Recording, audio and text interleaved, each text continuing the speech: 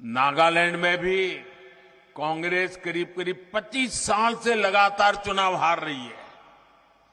आज दिल्ली, पश्चिम बंगाल, आंध्र प्रदेश, नागालैंड, सिक्किम, कई ऐसे राज्य हैं जहां कांग्रेस का एक भी विधायक नहीं है। भाइयों बहनों, कांग्रेस का आधार आज भी परिवारवाद ही है। ऐसी कांग्रेस पार्टी हिमाचल के लोगों की अपेक्षाओं को, आकांक्षाओं को कभी पूरा नहीं कर सकती। आपने 5 साल पहले कांग्रेस की विदाई कर दी थी, अब उसे लौटने नहीं देना है, घुसने मत दीजिए।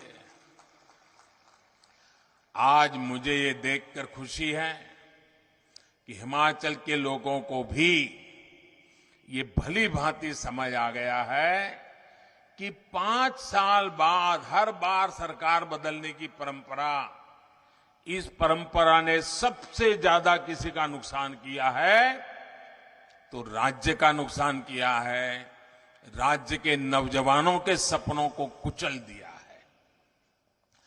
कांग्रेस जैसे ये दल जब सरकार में होते हैं तो सोचते हैं कि 5 साल बाद सरकार तो बननी नहीं है, 5 साल के बाद बदल होने ही वाला है, तो फिर काम करने की क्या जरूरत है, मौज करो। यही करते रहते हैं ना।